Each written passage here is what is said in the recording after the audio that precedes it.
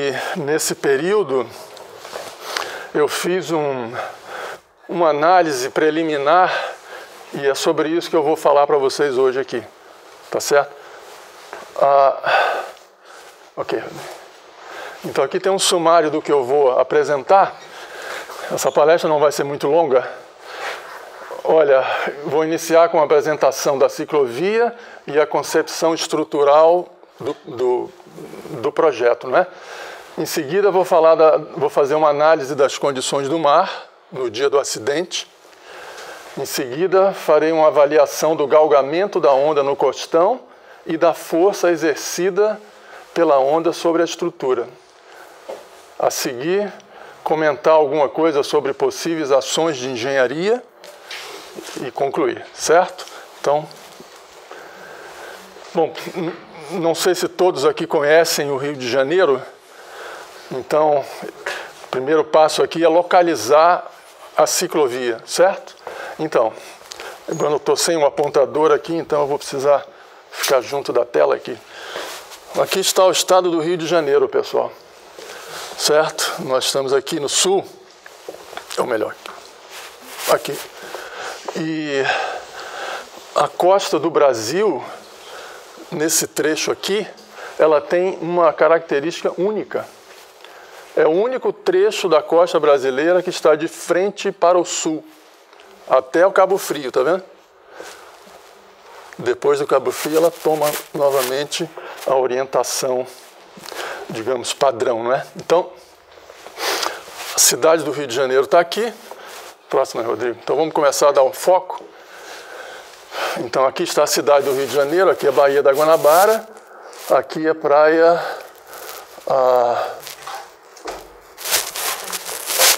Preciso de um óculos.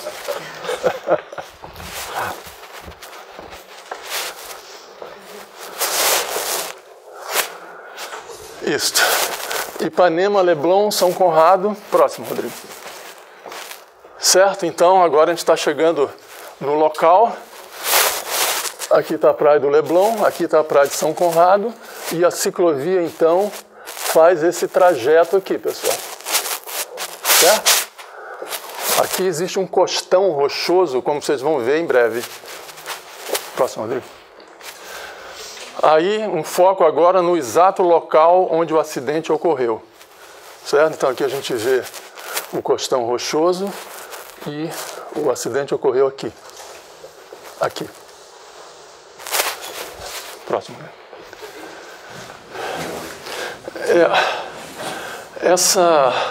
Hoje em dia, com internet, celulares, enfim, a gente consegue fazer coisas que há tempos atrás não se imaginava.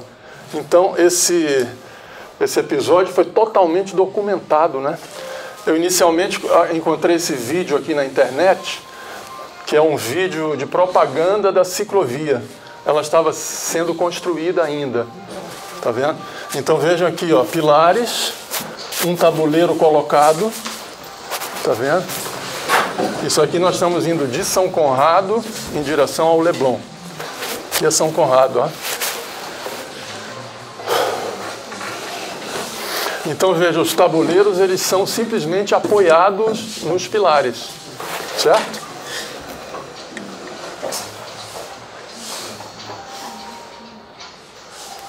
Eu inclusive planejava na minha próxima ida ao Rio levar minha bicicleta, porque eu queria passar nessa ciclovia aí. Bom,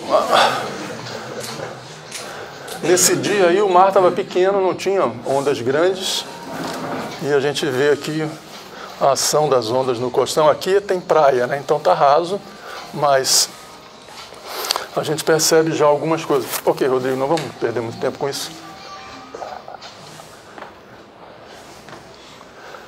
Bom, então agora a gente vai entrar no episódio do acidente, certo? Então eu peguei novamente aqui uns vídeos na internet.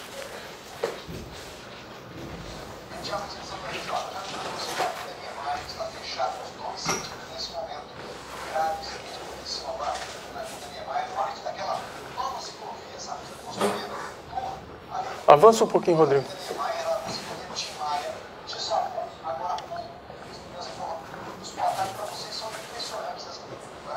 Volta mais um pouquinho.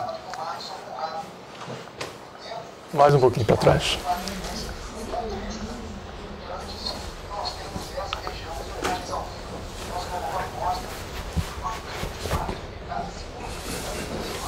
Então o que a gente vê aqui? Um daqueles trechos, daqueles tabuleiros foi derrubado, né?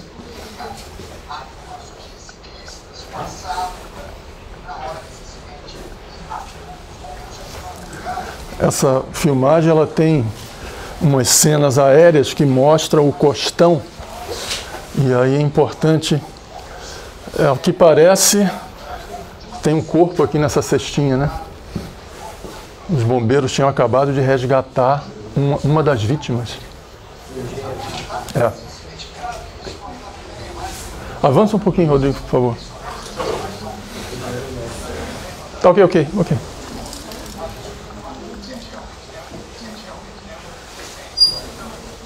Olha lá.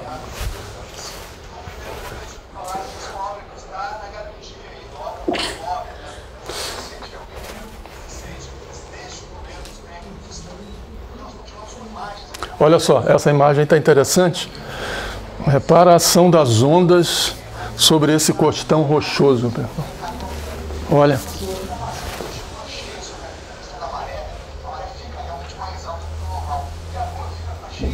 Aqui o local do acidente. Ó. Essa chegou perto. Ok, Rodrigo. Eu acho que tem um outro vídeo aí. Isso, tem uma cena também interessante. Boa noite. Novas informações sobre a tragédia da ciclovia que desabou no Rio. Quem conta é o repórter Ari Peixoto. Renata, boa noite a todos. Nós acabamos de receber um vídeo feito por um ciclista que mostra o exato momento em que o trecho de impedimento. Olha só.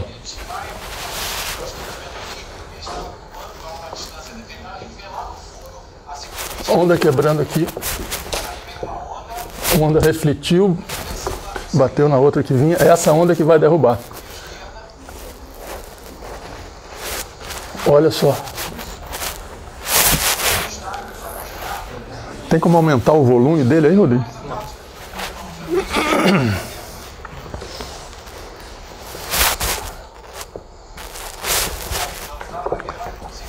Essa aqui que quebrou.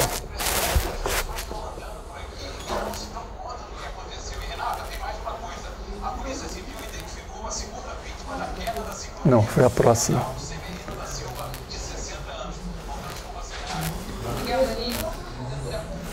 Ok. Bom,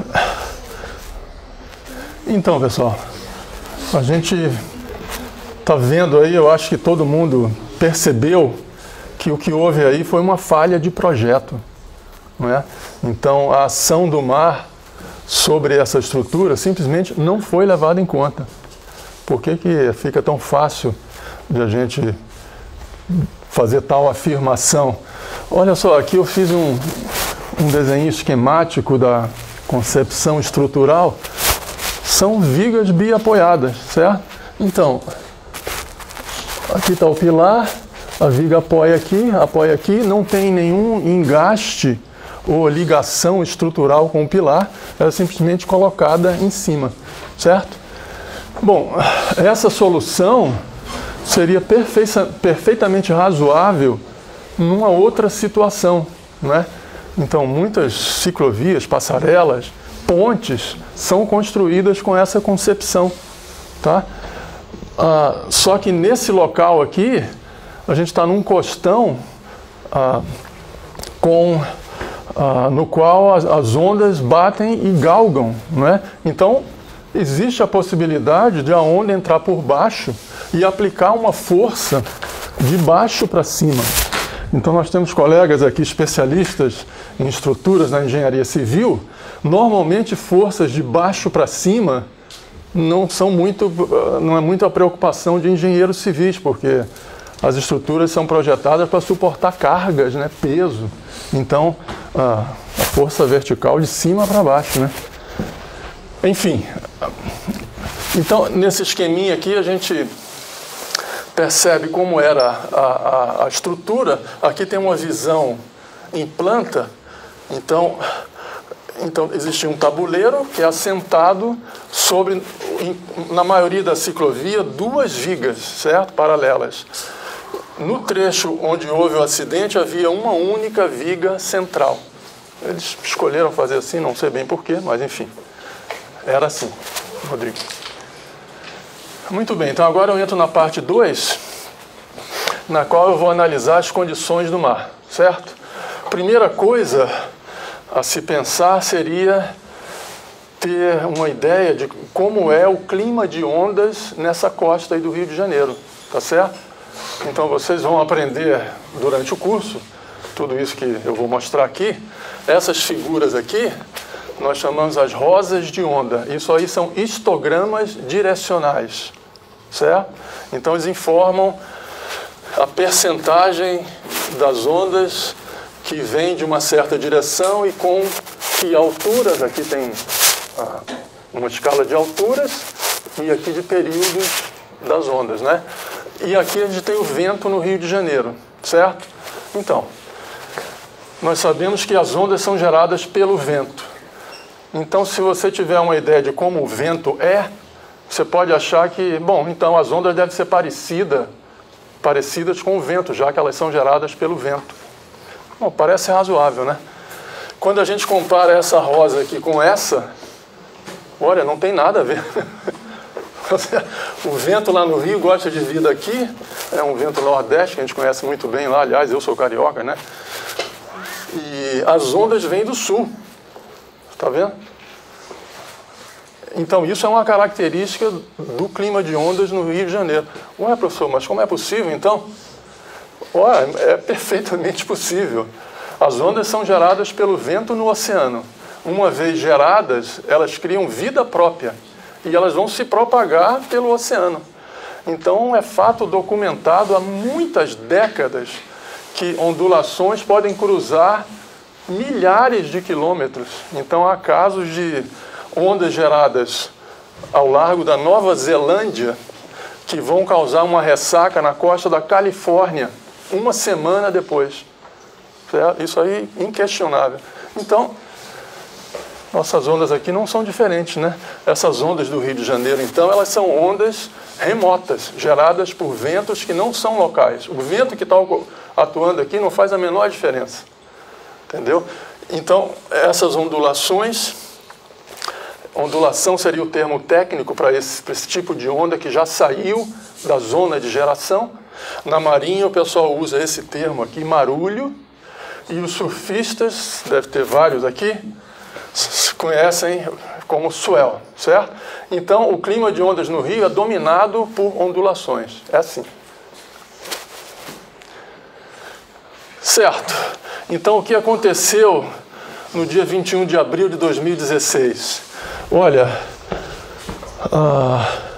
eu dei uma olhadinha rápida nesses últimos dias aí, então eu tenho ainda coisas preliminares, em breve a gente vai poder aprofundar isso, certo? Mas, olhando os ventos no Atlântico Sul, no dia 19 de abril, estava passando uma tempestade, esse é o termo popular, era um ciclone extratropical. Olha onde é que esse cara estava, no sul da Argentina. As Ilhas Malvinas estão aqui, ó, tá vendo? E ele, olha isso aqui, então dá uma ideia da força do vento, da intensidade do vento, certo? Então, os ventos estavam muito fortes lá, soprando nessa direção, certo? Subsequentemente, esse sistema meteorológico aqui se moveu em direção à África, esse é o percurso que eles normalmente fazem. Ou seja, no Rio de Janeiro, que está lá em cima, vocês viram lá o maior sol, né? Foi sol e calor todos os dias. Um ventinho fraquinho aqui. Isso é característica do clima de ondas lá. Essas ondas aqui, então, se propagaram. 2 dias depois, chegaram na costa do Rio de Janeiro. Então, isso aí não é novo. Eu já tinha feito um estudo similar em 1993. Pode passar o próximo, Rodrigo. Olha só, Aqui novamente tinha um ciclone passando no sul da Argentina, os ventos estavam soprando assim. Isso aqui foi no ano de 1990, tá vendo? E aí formou as ondas se propagaram pelo oceano, e aí elas seguem um grande círculo, uma coisa interessante. Esse é o trajeto que elas seguem. Um grande círculo, numa esfera, você consegue, ao longo de um grande círculo, percorrer a menor distância entre dois pontos numa esfera, entendeu? Então as ondas escolhem essa rota. Próximo, Rodrigo. Pois é, então, fizemos um levantamento com a ajuda do nosso colega Rodrigo aqui, sobre o que esses modelos de geração de onda previram para isso. Então, pessoal, vocês vão aprender durante o curso também que, hoje em dia, ninguém mais é pego de surpresa por ondas, ressacas, enfim, situações de mar. Hoje em dia, os modelos, tanto meteorológicos quanto de geração de onda, já atingiram um nível de precisão que você sabe o que vai acontecer amanhã, depois de amanhã, 3, 4, 5 dias depois, com uma precisão super razoável, entendeu? Então, nós observamos lá o que os modelos previram para esse dia. E aqui está o resultado, olha só. Então, aquelas ondas lá do sul da Argentina chegaram na costa do Rio de Janeiro, no dia 19, tá? Com esta altura aqui, uma faixa de 2,5 a 3 metros, um período de 18 segundos, todos sabem aqui que é o período de ondas, né? Intervalo de tempo entre a passagem de duas cristas consecutivas por um ponto fixo. Bom, e o período diminuiu ao longo do dia para 15 segundos. Isso aqui é uma assinatura que o mar dá para dizer, ó, essas ondas vieram de longe. Em breve vocês vão estudar isso aí no curso. Bom, vindas de sul. Bom, ok, então estava prevista uma ressaca no Rio de Janeiro. Eu sei que a Marinha sequer emitiu um aviso de ressaca. Eles não fizeram isso. Por quê? Porque essa faixa de altura aqui para Rio de Janeiro, olha, é mediana. Quando as condições ficam extremas ali, a ondulação pode ter o dobro disso aí. Então, a altura da onda era mediana. Porém, os períodos eram acima do padrão. 18 segundos não é comum. O comum lá é mais na faixa de 12 segundos. Então, essa ondulação, que gerou uma ressaca na costa, né, ela tinha características incomuns. O período era muito longo. Rodrigo? 18 segundos previsto pelo modelo, certo? E aí, estava eu olhando a TV e eu vi este vídeo. Um ônibus passando pela Avenida Niemeyer, ele vai repetir, certo? Aqui teve a primeira onda, o ônibus parou, a outra onda está vindo. Na hora que ele vai passar ali, a onda que derrubou a ciclovia chega. Essa aí, olha só. Inclusive quebrou o vidro do ônibus. A água quebrou o vidro do ônibus. Pessoal, preste atenção aqui agora, tá? Ó, quando a primeira onda bater, olha para cá. 51.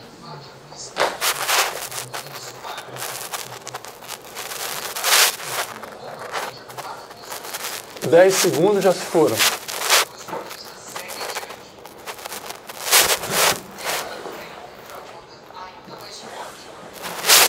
(18 segundos). Certo? Então o período foi previsto precisamente. Olha só, aqui estavam as duas pessoas que foram vitimadas, né? Ok, Rodrigo.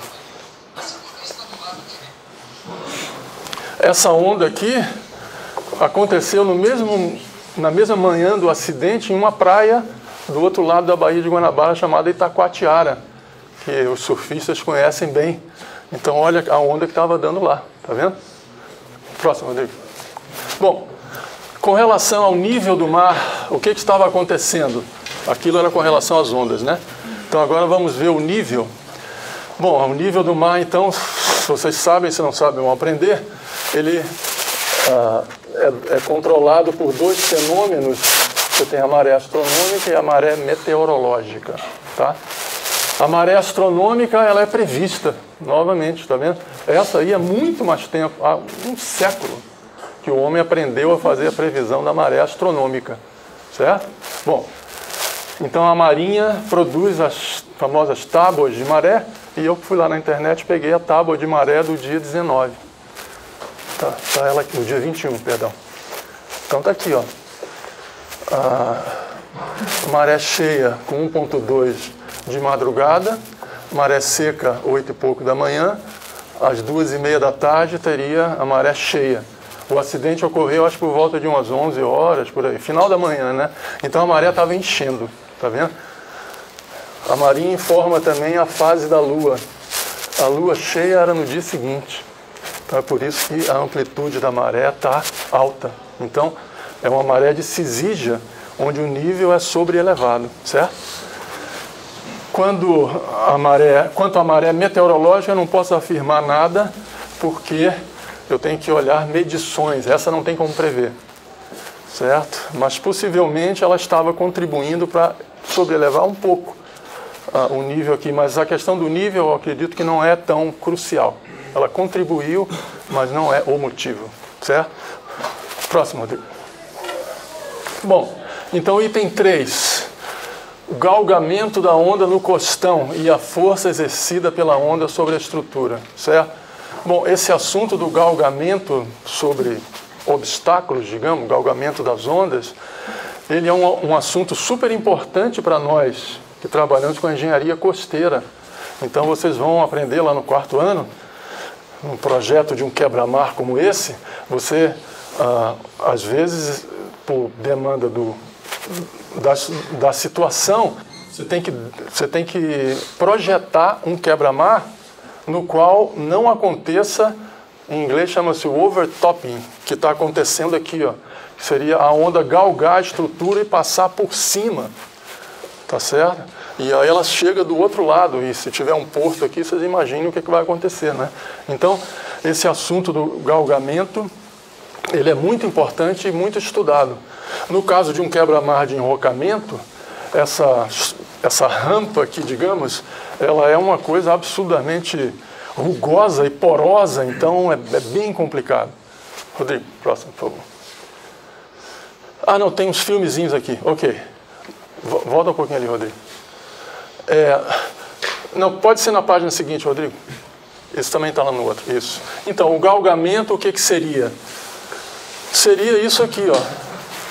Se a onda encontra uma rampa, e isso não é o final de uma praia, até no final de uma praia acontece um pouco também, mas no caso você tem a rampa aparecendo no local onde a onda ainda não quebrou, então não tem zona de arrebentação aqui na frente, entendeu? Então a onda chega e ela vai encontrar essa rampa e vai galgar. Em inglês chama-se wave run up. Tá? E ela vai lá em cima, e a questão então é determinar esta altura. Isso é um item importante, né? Eu coletei aqui dois filmezinhos, Rodrigo. Esse assunto aí pode ser modelado com a mecânica dos fluidos e coisas do tipo, essa aqui, são possíveis de se fazer hoje em dia, certo? Olha, aqui tem um pistão gerando uma onda, aqui está a rampa, aqui tem uma parede vertical, né?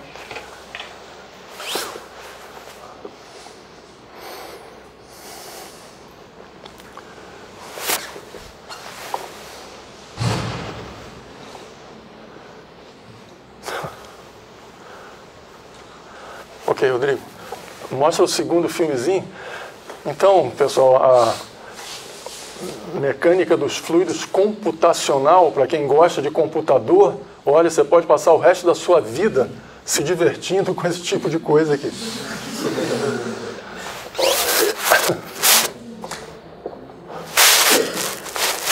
essa tem uma barreira lá em cima, né?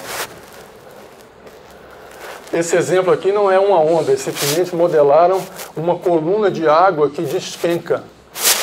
Tá, ela vai aparecer novamente.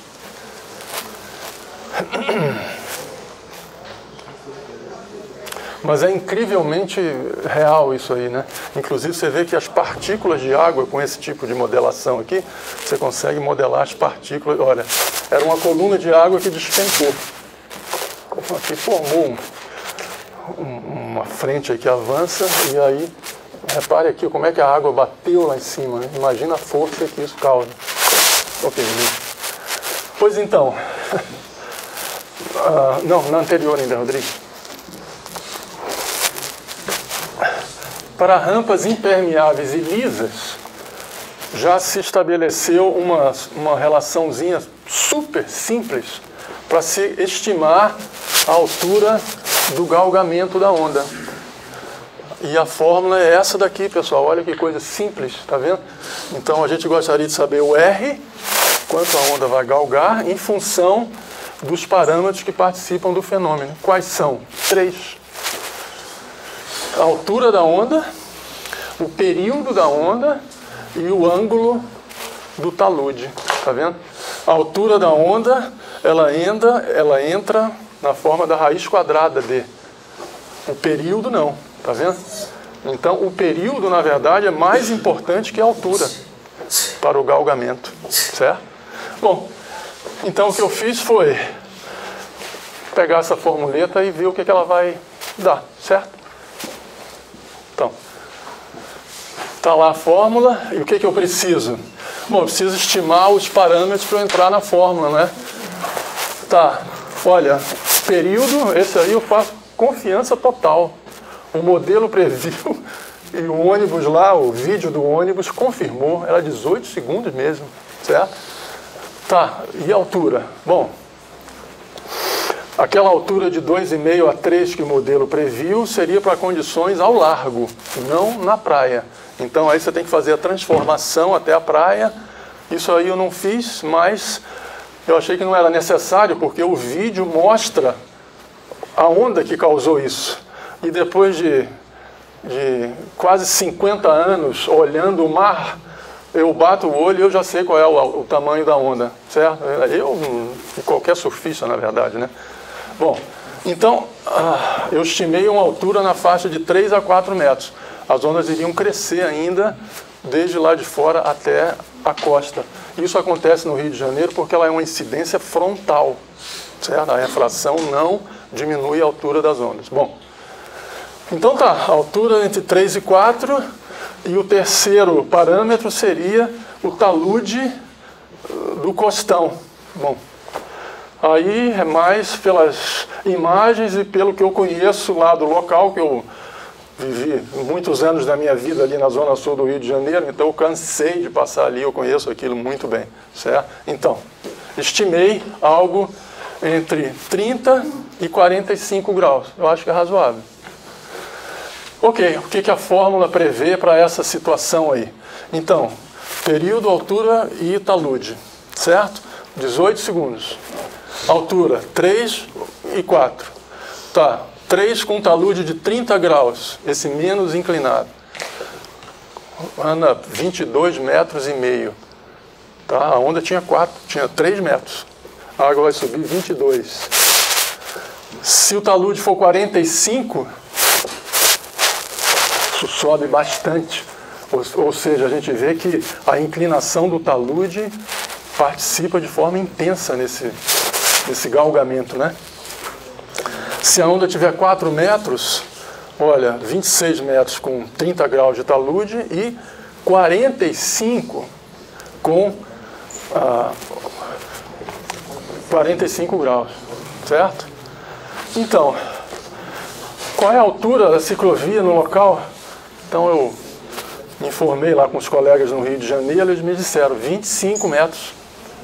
A ciclovia estava a 25 metros do nível do mar. Olha, não tenho muita dúvida em concluir que o galgamento do costão pelas ondas seria suficiente para atingir a ciclovia, nessa condição aí. Tá certo? Próximo, Rodrigo. Certo, mas tá, então a onda alcança a ciclovia. A próxima questão é, será que ela vai ter força suficiente para derrubar a ciclovia?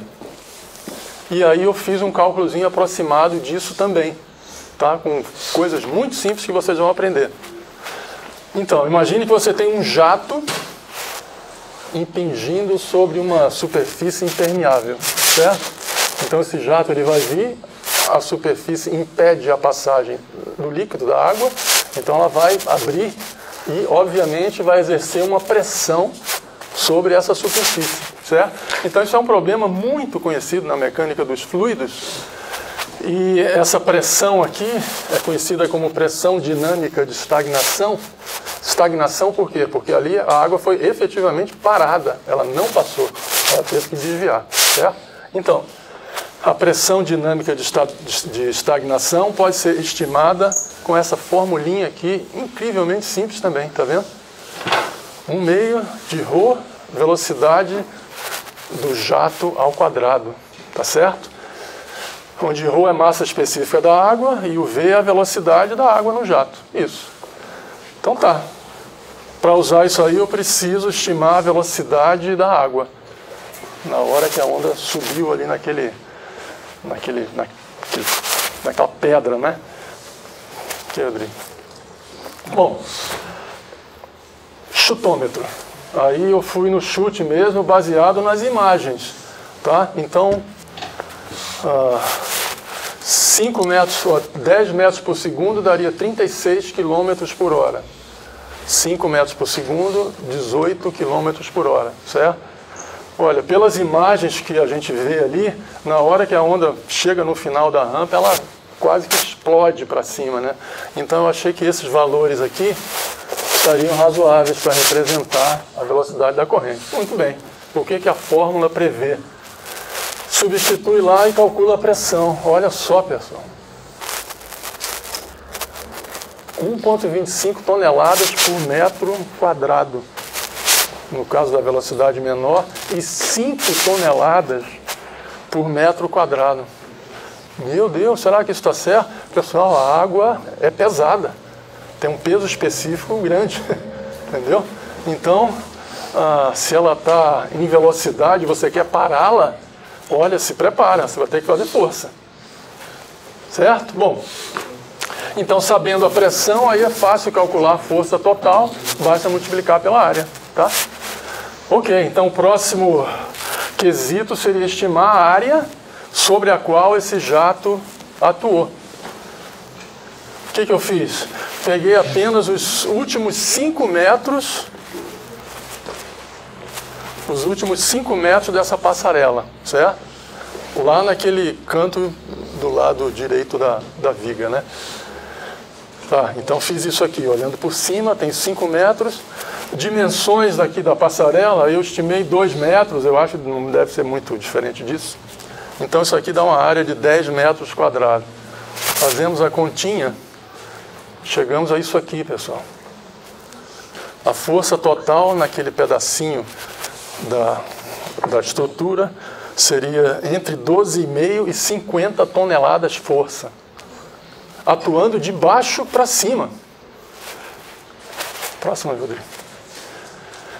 Ok, bom. Questão, então, passa a ser: forças dessa magnitude seriam suficientes para desestabilizar a ciclovia? Ok, precisei de mais uma informação. Contactei meus contatos lá no Rio de Janeiro e a informação que me foi dada é que o peso de cada trecho ali era 25 toneladas. Tá certo? Então, como é que a gente vai saber qual a força que consegue desestabilizar essa viga? Que tal calcular os momentos em relação a esse ponto aqui? Certo? A gente tem o peso atuando no centro de gravidade e a força do jato atuando, então, no centro ali daquele último trechinho de 5 metros, tá? Que estaria a 2,5 metros do final. Bom, então, calculando aqui os momentos, força vezes braço de alavanca, esse aqui, o peso que é estabilizar, e a onda que é desestabilizar, certo? Os dois vão lutar ali. Se eles se igualarem, o que vai acontecer? Se os momentos se igualarem, então a viga está praticamente flutuando nesse apoio aqui, ó, certo? Que força seria essa? Só fazer a continha. É 0,55 do peso. 13,75 toneladas. Um pouquinho mais de metade da carga, né? Portanto, qualquer força maior que este valor aqui suspenderia o tabuleiro do apoio B. Tá vendo? Lembra? 12,5 a 50 toneladas. Essa foi a força que a gente estimou. Olha, suficiente para desestabilizar a ciclovia e fazê-la isso aqui nela. Certo? Se ela levantar, quando ela descer, Deus sabe o que vai acontecer, né? E a gente viu o que aconteceu. Próximo. Então, eu acho que com essa abordagem simplificada, já é possível dizer com argumentos técnicos o que realmente aconteceu ali. Tá? Então, aqui a gente passou de um patamar simplesmente qualitativo para um patamar quantitativo, aproximado. Porém, as ordens de grandeza aqui eu acredito que estão todas corretas. Certo? Bom, o projeto não previu esse tipo de carga e aí não tem como querer que a estrutura suporte isso. Você vê que é simplesmente o peso da estrutura que vai ter que lidar com essas forças, né? O peso não foi suficiente nesse caso. Muito bem, então eu vou aqui tecer algumas sugestões sobre o que poderia ser feito, certo? Então, eu já disse aqui para alunos que estão presentes aqui que na engenharia costeira a gente deve se espelhar na medicina.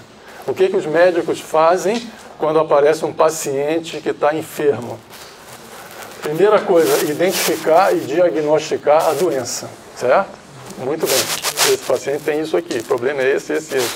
Qual é o tratamento? Para esse problema o tratamento é esse, certo? Nós temos que fazer a mesma coisa aqui. Então nós temos que entender completamente o que aconteceu, diagnosticar e aí passar para o tratamento, né? Isso parece uma coisa tão óbvia, né? Tão ridiculamente óbvia.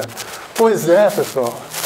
Mas em muitos casos a coisa não funciona assim. Ok, sugiro aqui algumas providências preliminares antes de qualquer coisa, tá certo? Primeira coisa, analisar minuciosamente o clima de ondas do Rio de Janeiro, identificando a ocorrência de condições perigosas para o costão. Então, talvez não seja qualquer situação de mar que vai causar aquilo. Então, a gente tem que saber quais são, qual a frequência de ocorrência daquilo, certo? Ficando de olho em situações de períodos longos, né? Já viu que isso aí é um item importante. Bom, segunda providência, estabelecer controle rígido de operação da ciclovia em função da previsão de ressacas do tipo perigoso. Isso é facilmente implementável a partir de sistemas de previsão de ondas já existentes. Então, como eu disse para vocês, hoje em dia ninguém é pego de surpresa, só se quiser, certo? Aliás, todos os surfistas hoje em dia sabem disso. Os sites de surf, você entra lá, tem a previsão de onda para a semana inteira. E aquilo ali é super preciso, entendeu? Não é como nos velhos tempos que a gente tinha que adivinhar as coisas ali. Hoje não, hoje a internet faz isso para a gente, né? Bom, então a ideia seria interditar a ciclovia sempre que condições perigosas fossem prognosticadas. Aí tem que levar a sério a coisa, certo? Previsão de ressaca perigosa amanhã. Fecha. Na noite anterior já fecha. Fecha em São Conrado, fecha no Leblon, pronto. Ninguém passa, tá? Bom, a terceira coisa seria analisar minuciosamente o costão da Niemeyer, procurando identificar locais que ofereçam risco ao galgamento das ondas. Próximo, Rodrigo. Então eu fui ali no Google Earth e corri o costão da Niemeyer, a ciclovia ela vai aqui, né? Ó, tem 3 figuras dessa. Então a gente vê que nesse dia aqui aparentemente o mar não estava grande, mas certamente nem todos os locais oferecem possibilidade de galgamento. Eu vou dizer para vocês, aqui não tem galgamento. Ah, como é que você sabe disso? Olha aqui, tem um monte de árvore aqui. Então a vegetação indica até onde que a onda vai, entendeu? Isso aí é uma coisa que a gente aprende ao longo da vida, hein? Próximo trecho, agora também de direção a São Conrado. Olha aqui. Bom, talvez aqui você teria que calcular o talude direitinho de cada trecho, fazer a propagação das ondas até o costão, ver a questão da direção da onda também, entendeu? E aí calcular o galgamento e ver numa situação extrema se vai atingir a ciclovia ou não. É assim que a engenharia trabalha, certo? A última, Rodrigo. Tá? Então, mais um trecho do costão. O acidente foi aqui. Repara, parece que esse trecho aqui é bem íngreme mesmo. Aqui tem uma coisa curiosa que apareceu também no vídeo, não sei se vocês prestaram atenção, mas tem uma fenda. E essa pedra aqui, ela faz quase como uma parede. Isso talvez tenha participado dessa coisa aí. Não tenho certeza, mas... Ou seja, se não existisse isso aqui, eu não sei se a onda ia chegar lá ou não. Enfim, mas é uma coisa a se verificar também. Próximo dele. Quanto à proteção da ciclovia, bom, gastou-se 45 milhões nessa obra. É uma coisa bacana. Todo mundo, eu estava louco para passar com a minha bicicleta ali, né? Então, seria uma lástima ter que, sei lá, eu desmontar esse negócio, né? Então, eu acho que, se possível, recuperar isso aí, ou melhorar alguma coisa, seria bom, né? Para a gente continuar a usufruir da ciclovia. Então, eu estou sugerindo aqui 2 linhas de ação. A primeira seria reformular o projeto estrutural, incluindo agora a força de baixo para cima do galgamento das ondas que não foi incluída no projeto original. Bom, tudo bem. Então, a estrutura vai ter que ser calculada para suportar esse esforço. Olha, os engenheiros estruturais fazem coisas muito mais difíceis do que isso, entendeu? Então, não seria algo difícil, aí tem que ver o custo, né? Bom, só que para fazer isso aqui a gente precisa determinar as condições de projeto. Isso aí a gente aprende também aqui no nosso curso, na disciplina de obras hidráulicas costeiras. Nós dedicamos uma boa parte da disciplina para fazer isso aqui. Estabelecer a onda de projeto de uma obra num determinado local. Passamos uns 2 meses, não é isso, Débora? Vendo como é que se faz isso, porque esse ponto é absolutamente crucial. Se você errar aqui, olha, espere problemas. Tá certo? Então a gente faz um estudo usando modelos de geração de onda, medições in situ, usando estatística de extremos. A gente faz uma coisa parecida com o que os hidrólogos fazem para estabelecer a cheia de projeto no projeto de uma barragem. A estatística de extremos, de Gumbel e Weibull, enfim, vocês vão aprender isso tudo, certo? E aí você tem que escolher um tempo de retorno, e normalmente, nesse tipo de obra costeira, fica em 50 a 100 anos. Então seria você conseguir descobrir qual seria a maior ressaca provável de acontecer naquele local em 50 anos. Isso é possível de fazer, de ser feito, certo? E com uma precisão razoável, que dá confiança para os engenheiros. Ok, segunda linha de ação, bom, seria atuar no sentido de tentar amortecer o galgamento nos pontos de risco identificados, não é em todo o costão, né? Como se fariam isso? Bom, aí a gente pode olhar o que nossos colegas que trabalham com barragens fazem para dissipar a energia do escoamento. Aqui a água está descendo num vertedor, uma água descendo em alta velocidade.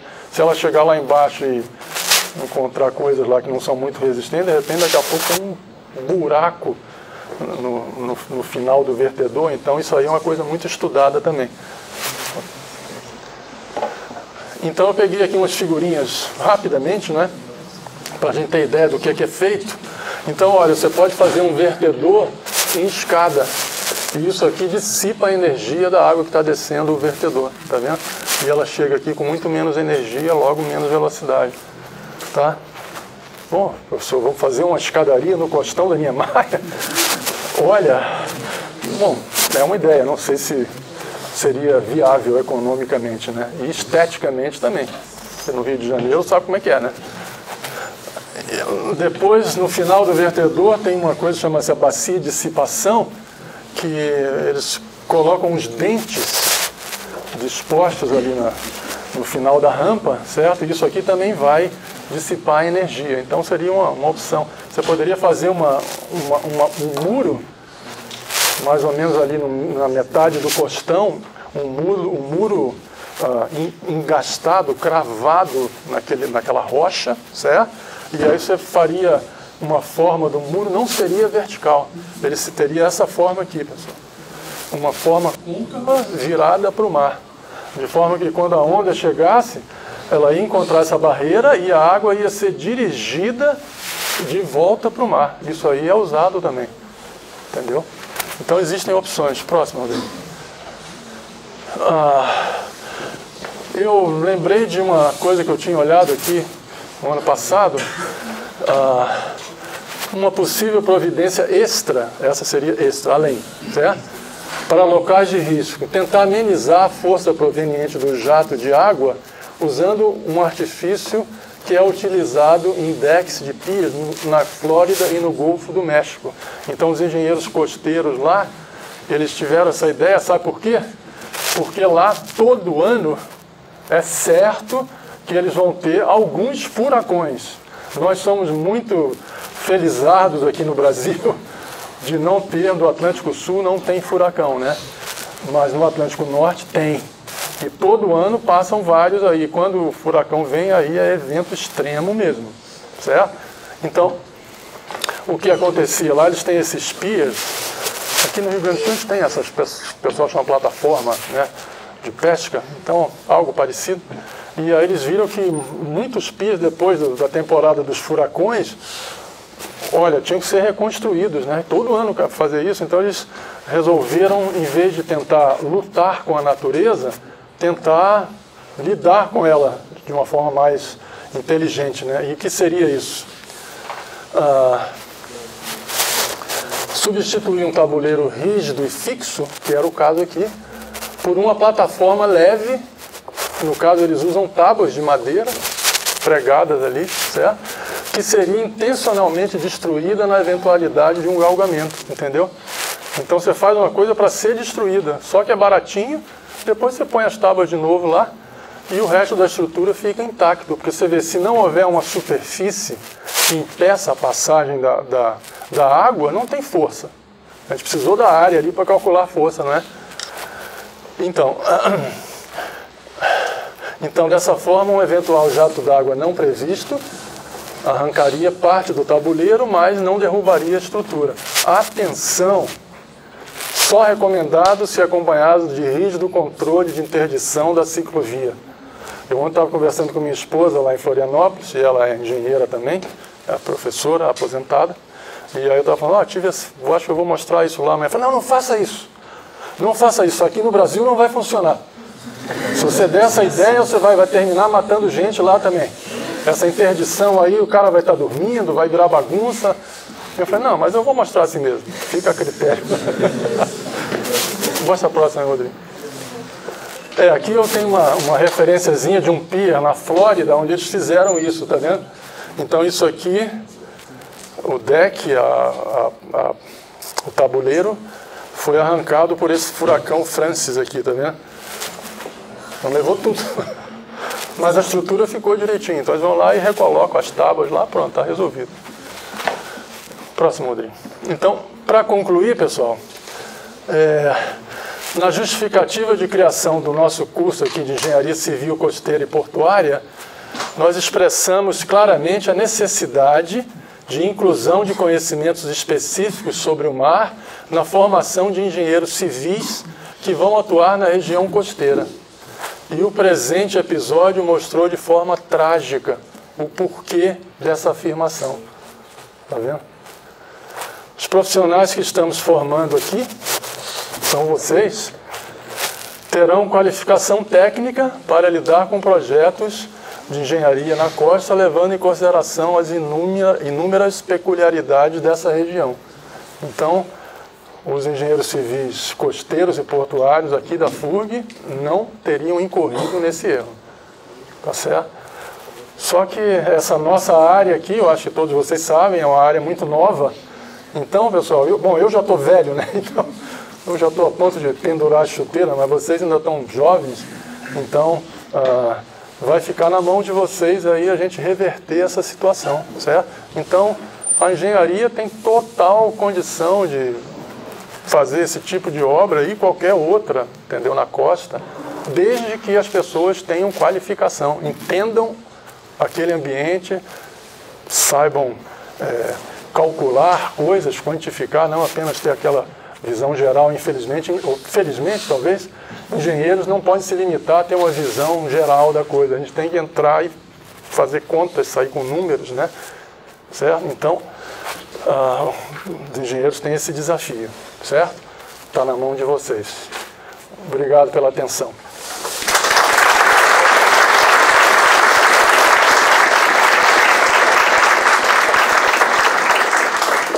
Então agora acho que podemos abrir para perguntas.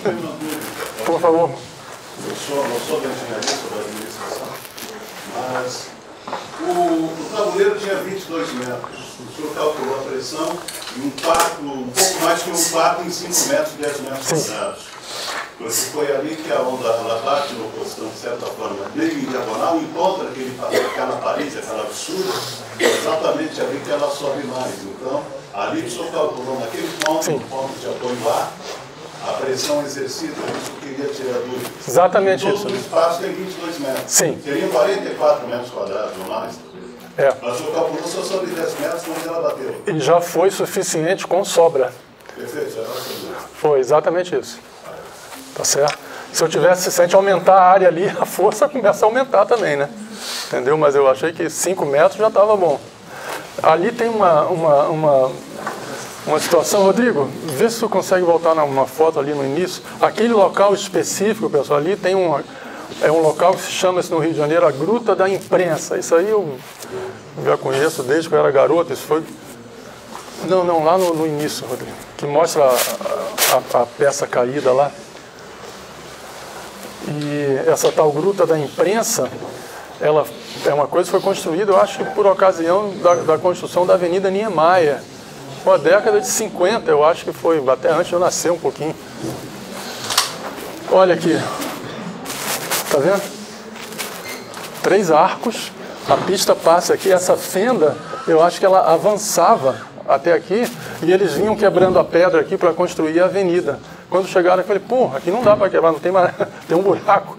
Então vamos ter que vencer isso aí. Aí venceram dessa maneira, com 3 arcos aqui, olha, isso aí é uma solução muito legal, né? E aí aqui embaixo, olha só, tem um murinho aqui, tá vendo? Sei lá, de 1 metro de altura. Nesse trecho aqui tem um muro, isso aqui tudo de pedra. Tem um muro de pedra grande e aqui tem, sei lá, um negócio ali. Enfim, os pescadores lá do Rio de Janeiro adoram vir aqui nesse costão pescar, parece que dá muito peixe aí. Certo? E já houve várias mortes aqui, eu lembro disso ao longo da história, entendeu? Gente que morreu aí. Foi pego de surpresa e aí não vai escapar, não. Certo? Então, esse trecho daqui talvez tenha ficado protegido por isso aqui, ó. Tá vendo? Então, essa parte aqui, ela está mais livre, né? Então, são vários detalhes que, se a gente olhando minuciosamente aí, vão aparecer, né? Ok? Pois não. Esse muro seria maior no formato branco, olha, para esse local específico é uma ideia, eu cheguei a pensar nisso também. aproveitar isso aqui, pelo menos esse trechinho aqui, a gente poderia proteger com a ideia do muro côncavo para fora, né? De forma que o galgamento aqui, a onda ia subir e a água ia voltar, não ia atingir a ciclovia, certo? Então, nesse local aí especificamente, isso daria para fazer, eu acho que com uma certa facilidade. Mas talvez tenha outros locais de risco, né? Essa ciclovia foi inaugurada há 3 meses, então ela não passou pelo clima de onda do Rio de Janeiro ainda tem muita coisa pela frente. Aliás, no presente momento tem uma ondulação enorme sendo gerada aqui fora, e essas ondulações de sul, elas vão direto no Rio de Janeiro. Vai dar um ressacão enorme lá, amanhã ou depois, entendeu? Tem uma reportagem que eu vi ontem que já mostraram que outras seções, outros tabuleiros já estão deslocados. Ah, é, né? Olha aí. Pois não. O senhor falou do Castelinho, que chama de imprensa, né? A gruta da imprensa aqui? É. Uhum. Teve várias mortes, né? E sua esposa falou que é uma grande verdade. Se não tiver um ritmo de interdição aí, que são da previsão das ondas, um risco provável, não morrer, porque a gente vê a força que a onda subiu e bateu no ônibus. Então, por mais que a estrutura fosse engraçada do outro lado, né, protegida, ficasse fixa, suportasse esse esforço da onda, era uma pessoa fácil. As pessoas seriam desestabilizadas e jogadas em cima do costão, né? Provavelmente. Estrutural é só um ponto, eu acho muito mais legal desviar ao máximo, né? Do que estruturalmente isso. E eu acho que essa questão da interdição da ciclovia, olha, isso tem que ser levado a sério. Tem que implementar esse sistema. Nossa. Eu só falo em interdição. Aqui em Rio Grande temos um porto fechado. Sim. É isso que o senhor está falando? Isso. Vai fechar a ciclovia nos dias de ressaca, é isso? Exatamente. É isso que eu estou dizendo. E como eu disse, os dias de ressaca você pode prever com segurança. Entendeu? Então essa interdição ela seria uma coisa que o pessoal dizer, não, mas interditaram isso aqui, mas o mar não vai subir. Não, vai. Pode confiar que vai. Mais alguma pergunta? Então tá bom, agradeço a atenção de todos e um bom almoço a vocês.